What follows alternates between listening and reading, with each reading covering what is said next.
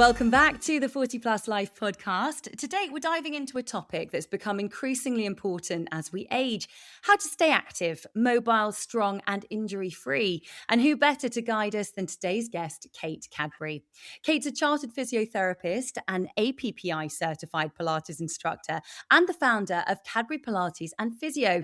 With over 2 decades of experience in physiotherapy and nearly 20 years teaching Pilates, she's helped people of all ages improve their movement, build strength, and gain confidence in their bodies. But Kate doesn't just teach movement, she lives it.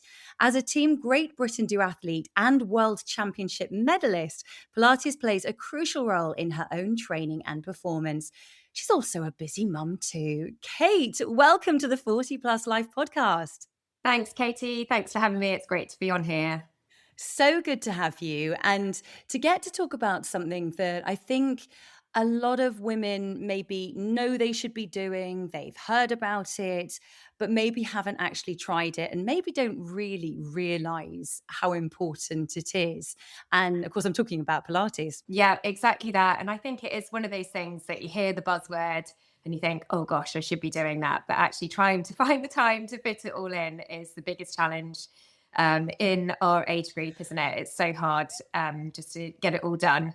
Totally. I mean, I'll be really honest. I mean, the number of times I've been to, say, a health check or a physio session, even, just doctors in general, and they say, what are you doing? Are you doing Pilates? Pilates seems to come up with every single one of those appointments. And I'm not going to say I would eye roll, but it's just like, oh gosh, another person telling me to go to Pilates. And you maybe don't realize what it is, why it's so important. So let's start with what exactly it is, Kate. Yeah, so Pilates, well, everybody has their different take on Pilates, to be honest. So there are different types of Pilates instructors. I'm being a physiotherapist, mine is sort of more physio Pilates based. So I help people with aches and pains, incontinence type problems, post-surgical, post-babies. But as a result, it is suitable for all levels, all abilities, all backgrounds. And I really see it as sort of the basis of any form of activity, really. And that's probably why everybody sort of recommends it. That it works. So it works on mobility, but also works on our strength. And so in that aspect, it's a really great form of exercise for busy people because it sort of kills two birds with one stone, because you might be told that you've got to stretch more and you've got to strengthen and you've got to do this, that and the other. And actually trying to fit all those forms of exercise into your week can be really challenging.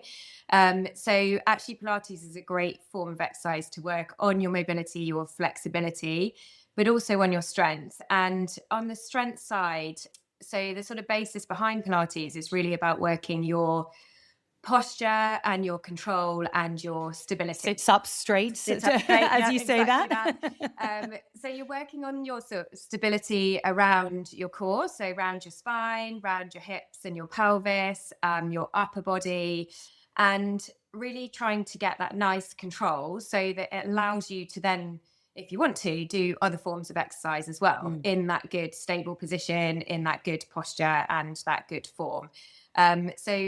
We focus on the tummy muscles, particularly because we know that they work to help support the spine and help the pelvic floor as well.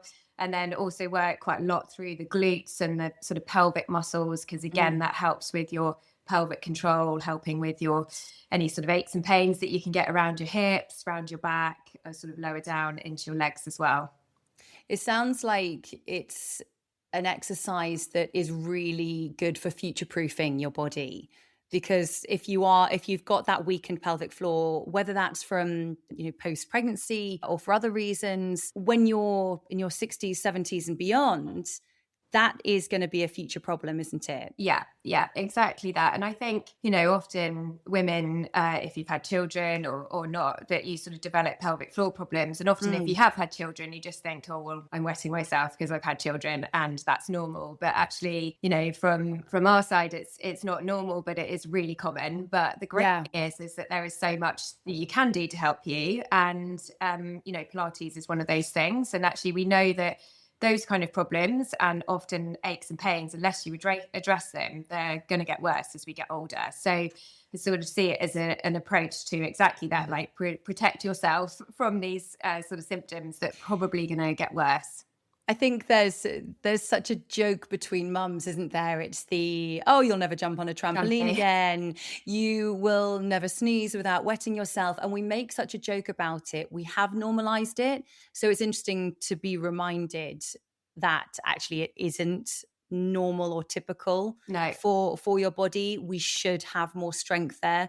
So it is something that, and it is something that you can fix Yeah, and in that's a lot of cases. yeah, exactly that. And I think, it is a great thing that there is so much you can do. I mean, there's great pelvic floor and pelvic health physios that can really help. And I would say to anyone that, that is going to start any sort of Pilates type exercises, if you have got any incontinence problems, it is worth seeing a women's health physio initially, because interestingly, you often think that it's a weakness in the pelvic floor, but sometimes it can be an overactivity of the pelvic floor, and that can Okay. cause as many problems as a weakness issue. So actually just addressing that. And then if you want to go and do Pilates, it's sort of liaising with the instructor of, okay, this is my problem, so this is what I need to be working on a bit more. So we'll talk about core strength as well, because again, our physicality as we get older, I think if you look to your parents, maybe look how they move, or look anyone that's that bit older that maybe hasn't done these sorts of exercises, you can tell. I think you can tell in the way they move.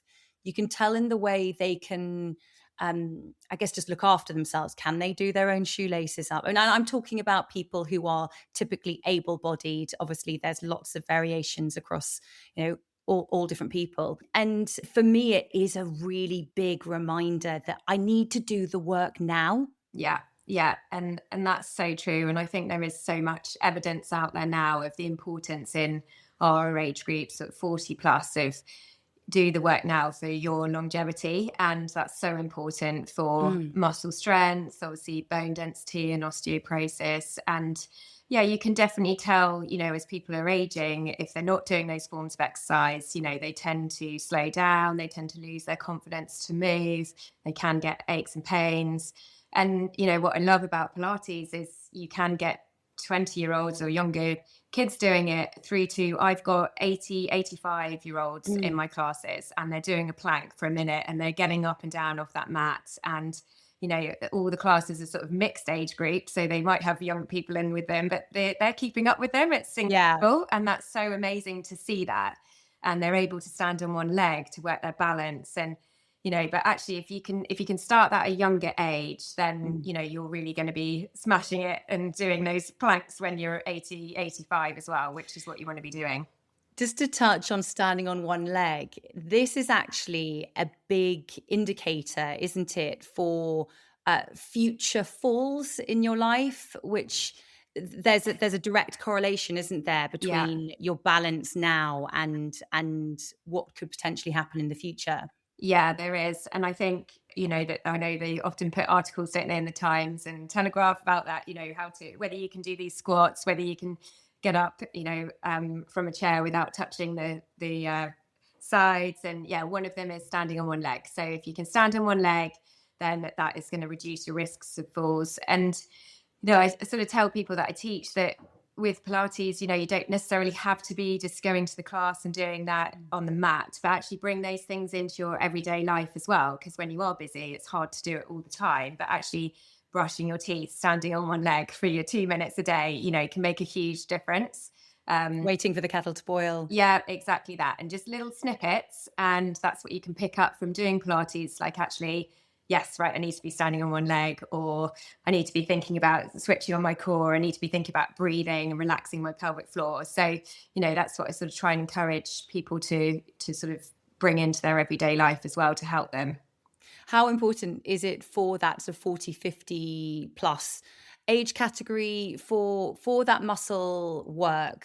Because it is all connected to, you mentioned bone density and osteoporosis. All of these things are things that I guess we're getting more educated on now, that maybe not all of our parents, but maybe not all of our mothers knew about back then. I remember there being I think, was it Kalanetics? I remember that being a Yeah. big thing in the 80s. Is that similar? I'm trying to think of the things that they were doing in the 80s and 90s Yeah, I think that it was maybe. mainly Jane Fonda aerobics, wasn't Yeah, yeah, it? yeah. But yeah, Yeah. yeah, there was calisthenics and yeah, different things. But Pilates has really, really taken off in the last sort of Yeah. 10 to 15 years, I'd say. But yeah, so important for the 40 plus age group. And that is for a number of different reasons. But obviously, we know in that time that, your hormones are changing. And one of the big things is estrogen. And Mm. the reduction of our estrogen so estrogen is a natural anti-inflammatory in our body. So if we've got any sort of underlying aches and pains, often the estrogen will keep it at bay because it's a natural anti-inflammatory for us. But as we get older, obviously the estrogen reduces. So we have less of that anti-inflammatory effect in our body. So that means that aches and pains can develop a bit more. So that's one side that, actually for the Pilates side, actually, if you can keep your muscles strong and your joints mobile, then even though the estrogen is reducing, you can hopefully reduce the effect of that and reduce the effect of the aches and pains. And then also with the estrogen, we know that it affects our bone density, and that's a Mm. huge one now for women actually trying to protect their bones. And obviously there's different ways of doing that, but one way is weight bearing exercise, which might be walking, it might be resistance training or body weight training. But actually Pilates predominantly works in body weight. We don't lift heavy weights, which we can come to a bit later. But actually one of the things we're talking about sort of falls is that we know that when we fall, one of the most commonly fractured area is our wrists, and so you fall Oh, straight down onto your wrist. And that's often because the bones in the wrist aren't as strong as they would be around our legs, for example, because we walk on our legs and weight bear. So in Pilates, we do quite a lot of sort of weight bearing through the wrists, mm. which stimulates the bone, and that helps build up the bone density to reduce your risk of developing osteoporosis. But if you have got osteoporosis, I mean, I've had women where they've had their DEXA scan, which is a scan of the bone density, and their numbers, they've just come to Pilates sort of twice, 3 times a week, walked, and their numbers have got better from doing that. So it's so positive to help protect Yeah. our bones as well. So that is reversible. You can actually do something about that. You can. Yeah, you can. I mean, there's obviously other supplements and hyaluronic acid and sort of different infusions that you can have to help with Yeah. it. There is obviously evidence for HRT helping with it. But actually, if you can do as much as you can naturally as well, then that's a great way to manage, osteoporosis or the development of it. And can you still pick it up at any age? If there's someone that's, I don't know, in their 60s listening that thinks, oh, I've missed the boat, is it too late? No, absolutely not. No, definitely not too late. It's never too late to start Mm. Pilates. It's never too late. And actually, I've had a chap, 79, come along, and he's just starting at 79. And, it is never too late. And I think I think that is quite an important message to get across, because people feel, oh, I've gone through the menopause, or, I've now got osteoporosis. But actually, the more you can do now, the Yeah. better. So, yeah, it's never too late to start any form of exercise. And it might be gradual, but you do what I loved about, I know obviously yoga is a different type of exercise, but I remember when I was into that, I went in not being able to touch my toes, Yeah, and you get that little bit further along, and then you get to move to and it's the same with Pilates. You can start with the most easy of that first move, and then there will be progressions, and you yeah, get to see that and feel it. yeah, And the moment you can touch your toes again, it's euphoric. You feel incredible that yeah. you've made, it's a small tweak, and maybe it was only that your hands were 5 inches off the ground, but every inch you get closer, it's really exciting. It is, and that's what I love about it, that you see the results, you Mm. realize how you are improving. And actually, I had a lady who said, she came to my class and she said to me, if I can touch my toes by the time it's Christmas, I'll buy you a glass of wine. and, um, Yes. and she did. She touched her toes And you and got a glass of got a wine. bottle of wine. No, I last year I had a neck injury, and I say injury, I don't actually know what I did to it. It was, classic, woke up, looked the wrong way, and I put my neck out. So I was going to physio, and they had an in-house reformer Pilates studio there. So I got into it that way. And again, I've seen those changes and results from those classes. But I do find the reformer classes are really expensive. I know there's payment programs and things like that. And I think sometimes maybe people think about it as an expensive exercise to do. Yes, reformer is more expensive than non-reformer. So there are cheaper ways to do it, aren't there? And you can do this with I'm pretty sure you can do it with an elastic band at home, can't you? Yeah, you can do it at home, and all you need is a mat and your body, to be honest. And that's the great thing, that it's so accessible for everybody. Mm, Obviously, there are the reformer studios, which are beautiful, and the reformer is a great piece of kit, but actually, you don't need to be spending all that money to get the benefit. So, yeah. and actually, I teach a lot of online classes, and that makes it really affordable, but also really easy and accessible for busy people, that you can just jump online. There's express classes for sort of 10-15 minute classes through to full classes. So yeah, I think don't feel that, overthink it and think that you've got to be doing reformer Pilates and you've got to be going to a studio 3 times a week to get the benefit. So, and like I said earlier, actually, once you've picked up on those principles in Pilates, bring them into your everyday. So thinking about your posture, thinking about your breathing, and thinking about your balance. So, and that can really sort of help with your strength, and sort of getting those principles of Pilates into your everyday. And like you say, that there's a million videos on YouTube, and there's teachers like you who obviously have your own setup on Cadbury Pilates, and people can do this online with you if they wanted to get in touch. But how much time? You mentioned 2 to 3 times a week. How long does that session have to be? Yeah, I think 20 minutes to half an hour is enough. I think, if you can devote that time, as well as bring the principles into your everyday, and then do other forms of exercise that you might want to do, whether that's walking, obviously, cardio type exercises, or other types of strength training. Obviously, lots of women are sort of getting into their, more strength training.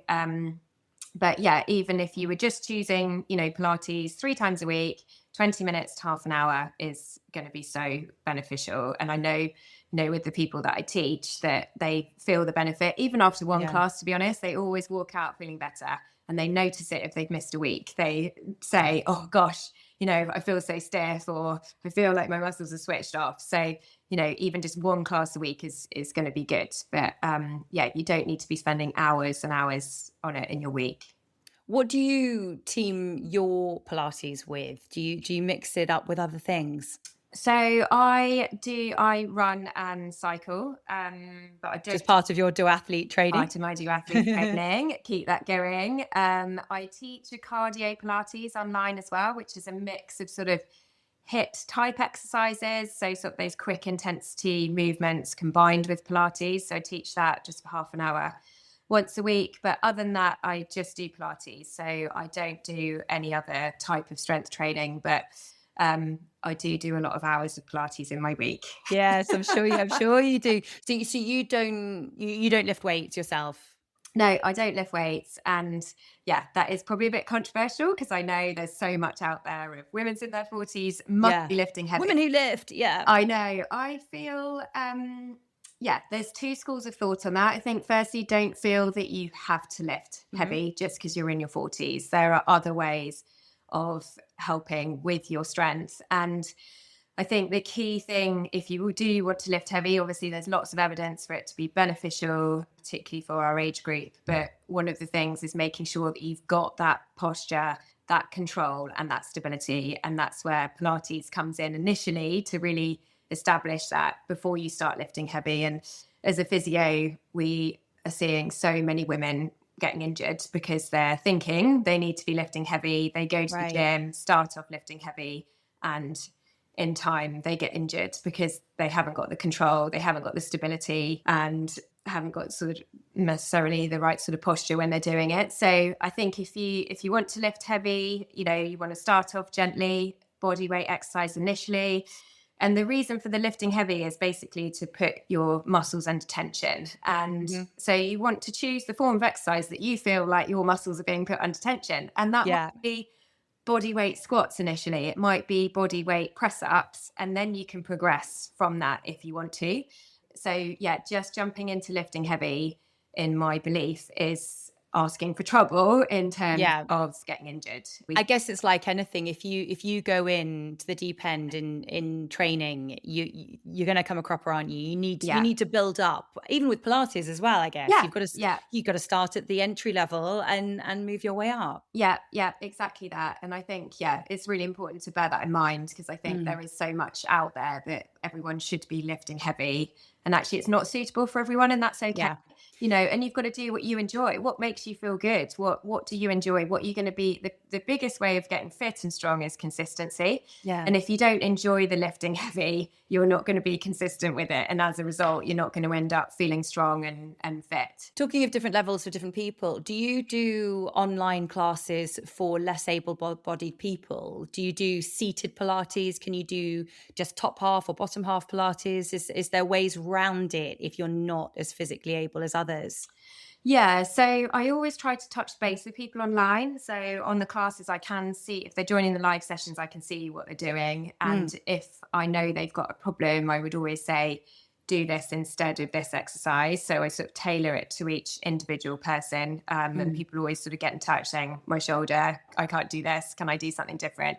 And then, yeah, we sort of have mixed ability. So I always give different levels. And like this morning, we just had a class and we started off with the real beginner levels, and some people would stick with that, and that's fine. They just started, and then other people, then we built up through the up the levels, and then some people would sort of go up to the real Mm. high levels. So it's about educating people to try and get in tune with their body and what's right Yeah. for them, and that's what I try to teach people is what position and what level would be right for you.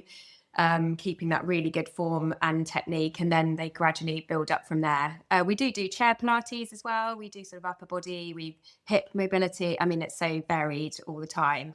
We've been online for 5 years now, actually, since COVID, and I don't think I've done one class the same. So everything. Yes, So the online world, particularly from COVID, really did change everything for PTs in so many different ways. Because yeah, I mean, it started because of lockdown, but now everyone's just gone, do you know what? This is great. I don't have to go to a gym. I don't have to go anywhere. I can do this in my living room, and you can come to them in their own yeah, home. yeah, exactly. I know, and I thought it would just be a COVID thing. We were teaching 16 classes a week in a studio, and then all of a sudden, obviously, we had to stop. So I just quickly set it up online, and then ended up sort of developing more of a subscription type service for it, and thought it would just be once COVID is over, everyone would go back. But actually, Yeah. actually that's only grown more and more over the years, because I think people are realizing, yeah, the benefit of it. You can do it more than once a week. We've got people all over the world doing it. We need to talk about your achievements because, my goodness, you're a GB duathlete. So that's running and cycling. Am I right? Yeah, so it's run, bike, run. So you do a run, get Okay. a bike, jump back in the trainers and run again. So I've done, yeah, a few of those competitions for age group, and yeah, it was kind of a bit of a challenge after children, actually. So I felt that I needed something. I'd always been a runner. My husband bought me a bike when I had the kids, saying this might be a good thing to have in the shed, Yeah. so that you can still turn your legs over. And so I got into it from then. And then I think one of my patients said, "Oh, you should try a qualifier for the GB team." And so I thought, well, okay, we'll give it a go. And so What age were you then? uh, 30, I think, yeah, about 32, 33, something like that. Yeah. So you weren't like, this wasn't like a lifetime in sports. You must No. have been, it sounds like you were fit. You kept yourself fit when you were younger. Well, actually, no, I hated sport when I was young. Really? Oh, I Yes. love this. This is even better to hear. My dad tried to get me into every sport possible at school, and I absolutely hated any sort of activity. I hated walking the dog. I used to always moan about having to do any exercise at all. And then I went to uni, obviously, to do physio, and everyone was really sporty. So I was thinking, right, okay, I probably need to get myself a bit more active here. I then met my husband at physio, who was really sporty. And he then obviously encouraged me to do a bit more exercise. When I was a junior physio, a lot of the juniors were doing a run along Bournemouth front along the promenade. And they said, "Oh, Kate, do you want to do this?" I think it was a 5K run or something with us. So I trained, and I literally just did a walk, run for my training, gradually build it up.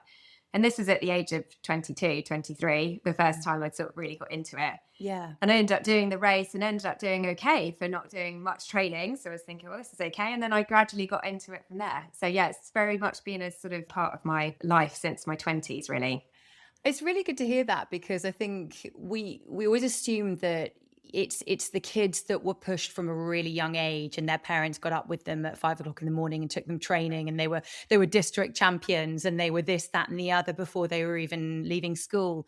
And actually, you can pick these things up later on in life, and sometimes it's about finding the love of it, just finding the right love of sport when you're older.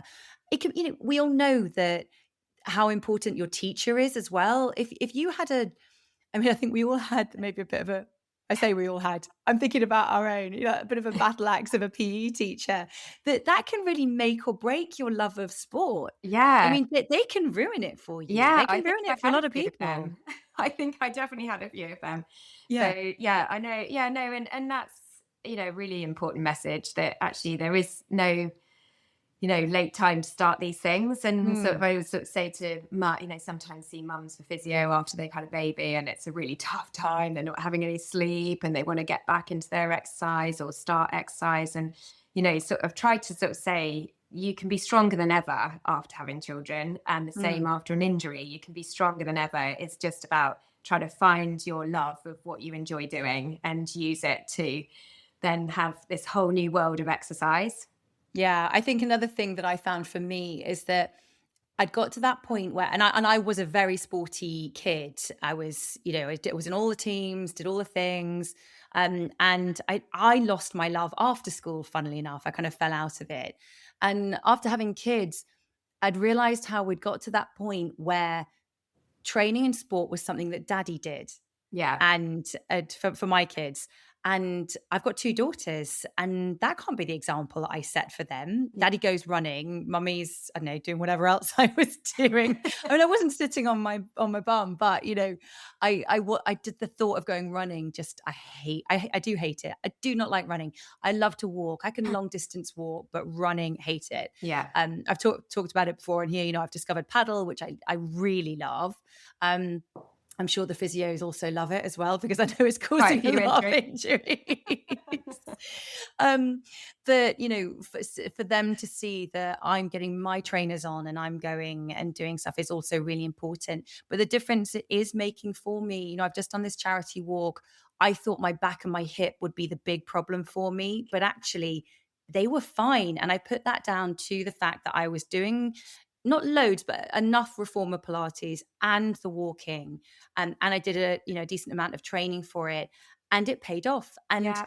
the fact that I can go, gosh, that just strengthening my core has actually made that difference for my back, for Yeah. my hip. Yeah. And, the proof's in the pudding, it's there. And it feels really good. It does feel really good. Yeah. Yeah, it does. And I think that's, why I love what I do, because you see results like that and you hear things like that. I had a lady really similar. She had this terrible hip pain. She signed up to I think it was a 60K walk or something. And she just did Pilates. I just said, let's just do Pilates. Let's just work on this. And she Yeah. did it. It was a huge achievement for her. And I think that's so rewarding to hear that. And so you do get the results, and that's what's so motivating then, because you think, actually, I can do it. If I know that I can keep my core strong and keep my hips strong, I'm going to be able to do these things. And I sort of see it's about, building your powerhouse, really, to be able to do anything else that you want to be able to do. I think listening to your body as well, because I think part of the reason why my hip was okay as well was the trek I did was 100 kilometers over 5 days.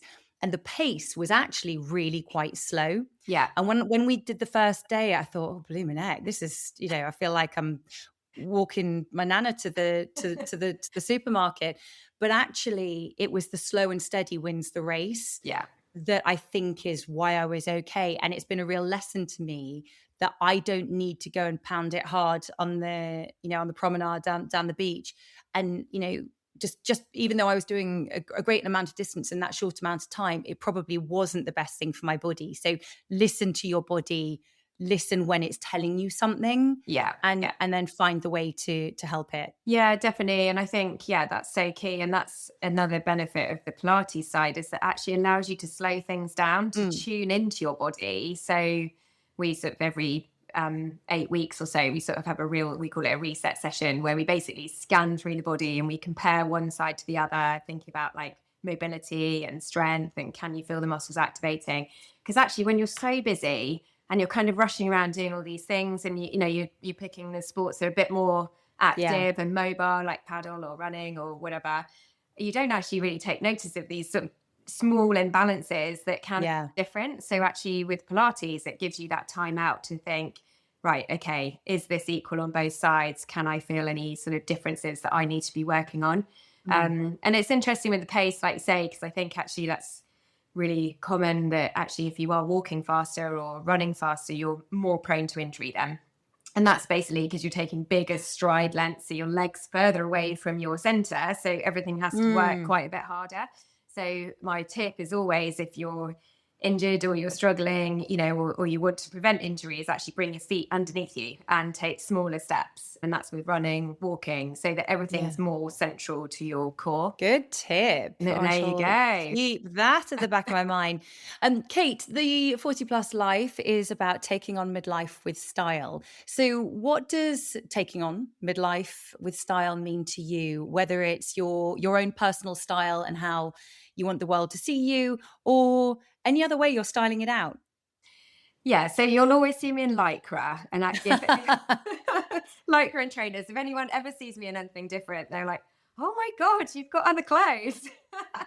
So definitely, I'm a lover of lycra, but it is so comfortable, and the great thing is I get to work in it every day. But I think style for me in the 40 plus is really about feeling strong and confident in your body, and trying to find that in a way that works for you and your body, and sort of seeing this next stage in your life as actually an opportunity for protecting for the later years, thinking about your longevity, and use this as another window to try and address all those areas. And I sort of say to patients and Pilates clients, actually, you think about when you're a young girl and you go into the teenage years, you change shape and the hormones change, your sort of mindset changes and your attitude can change. And then you might then have children and your body changes and your life changes then. And this next stage of 40 plus is the next stage in your life, and actually an honor to be living it and be healthy. And if you can use it as an opportunity to tune into your body, discover what it needs and address it now, so that then you'll have a much more positive and strong life later in years. And I'd say that's my thoughts on style, really, is feel strong and feel confident in your body. Sounds good to me. Do you supplement a lot in your life, or are you really good with your nutrition? I'm all about balance, to be honest. So I like a few glasses of wine and I like crisps on a Friday night. So I definitely am not totally pure in my diet. I try to eat healthily in the week, if I'm honest. So definitely try to sort of keep a balanced, healthy diet in the week and then relax a little bit more at the weekends.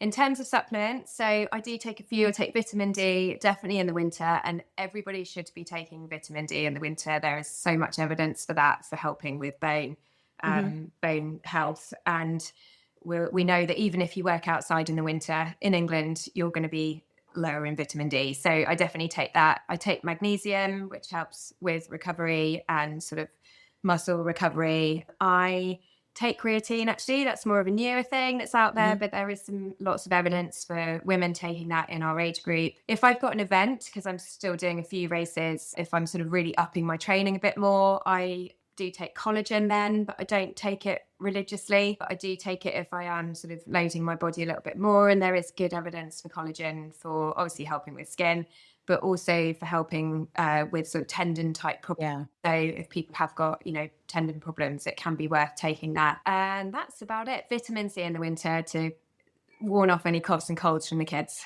Absolutely. Oh God, and that's the hardest thing. But one of the big things that I don't supplement it, but is protein. And I know you had amazing nutrition, Francesca. I did, yeah. And actually protein is key in our age group. And we see obviously injuries in physio world. And one of the main things, it's not just thinking about what you've done in terms of activity or an injury, it's thinking about the whole picture. And that's how we like to treat our patients. So, are you getting enough sleep? What's going on with your hormones? What's your nutrition like? Are you getting enough protein? And there's good evidence for all of those things impacting your injury. And you could treat the injury from a physio sort of hands-on side and give them some exercises. But actually, if you don't address the cause, so if they haven't got enough protein, for example, then it will come back again. So protein is king and needs to be in everyone's diet. Yeah, when we're looking after the muscles, particularly with Pilates, we need to help support it. You're right. I hear Fran in my head all the time now for so many meals. When I've fallen off the wagon, I'm just having a piece of toast. I can hear her in my head going, "There should be 3 eggs on that and a handful of rocket." I know, she's so true. But she was so actually, good. Sometimes you can fall off the wagon, can't you? You can, exactly. Because I was like, "Oh, just sometimes it's just not enough time." And she's like, "Well, it takes the same amount of time for you to make that toast as it would have been to scramble some eggs." I'm like, "Oh yeah." I had no more excuses for her. No, I know, but it's good we've got her to keep us going. Yes, do go back and listen to the episode with nutritionist Fran, because it was a really good one. Right, we're going to do some this or that, Kate. It's just a little bit of fun to round things off with. So, early morning workout or evening workout? I'm an early morning gal. Yeah. Pilates mat or Pilates reformer class? Pilates mat all the way. Strength training or cardio? Oh gosh. Well, strength as in Pilates, I would choose. But combination of both. Well, you said you do kind of a Pilates cardio class, don't you? Okay, so we'll combine those two. This is going to be a tough one. Running or cycling, if you had to choose? Do you know what? That is a tough one, because years I would have always said running, but actually I've really got into my cycling now. I did a big challenge in France last year, and I've got another one coming up in Italy. So I'm going to go cycling this year. Okay, smoothie or protein shake? Smoothie. What's your go-to? Miko smoothies. Having worked at Miko, which is a lovely, if you're not from Poole, it's a lovely health cafe. But I love the Focus one from there. But what's in it? It is orange, turmeric, ginger, and carrot. Nice. Yeah. Beach walk or countryside? Beach walk. Mobility work or strength work? Oh God, I'm going to have to go half and half on that. Do Pilates, it ticks both boxes. Teaching in person or online classes? Yeah, that's a tricky one as well. Or I'd say teaching in person, because you get to probably have a bit more banter and get to know everyone a little bit better. The great thing is that a lot of my online clients I used to teach, so I know them quite well, which is nice. So I get to see them online as well. So if you get to do one of these things every day, would it be Pilates or running? Pilates. Yeah. There we go. Just as well, seeing as that's the topic of the day, Kate. So before we finish up, I always like my guest to leave a recommendation for our listener. Is there something that you're doing in your life or loving? It could be anything. That just really springs to mind. Yeah. Okay. So I'm actually watching a series, My Life with the Water Boys. I don't know if you've seen it. I do. I haven't watched it, but my teen daughter, Kate, has loved it. So I've been watching it with my daughter and my son, actually. He's been joining it as well. And actually, it's just been really precious moments of a series, an episode together. And it's all about the love, the teenage years, the family dynamics. And actually, it just feels, obviously, you've been through all that as a child, and now they're going on to that stage in their life. And actually really lovely to sort of have those conversations with them about it after, and give them a little bit of an insight of how life can be in the teen years. I love how many of these teen shows at the moment have really become shows that mums and daughters, and just, it doesn't even have to be about being a parent. No. There's a big thing in that 40 plus age category. We're watching The Summer I Turned Pretty. Yeah. We're watching, there's one at the moment Off Campus, although I watched the first episode and there are sex scenes. So if you have a teen watching it, just either skip through it or don't let her watch it on her own if she's too young. But it is really lovely watching these shows and discussing it with them. Yeah, really. Yeah, I've loved it. But you do have to obviously make sure there's not anything inappropriate that they shouldn't be seeing at their age. But it's just great, because just realizing that they are going into that stage of their life where they're going to be exposed to all these things. Yeah. So yeah, and there's series 3 coming out soon of My Life with the Water Boys. So I'm looking forward to that. There we go. Add it to your watch list. Well, Kate, we're both absolutely sweltering right now because we've got all our windows closed. I had to turn my fan off because of the sound for recording. So let's go and open the windows, get the fans on, and try and cool down in this heat wave. But Kate, thank you so much for joining me today. Just tell us again, where can people find you if they want to maybe do an online class with you? So yeah, Cadbury Pilates, so cadburypilates.com. So we've got our website on there, also on Instagram and Facebook under Cadbury Pilates too.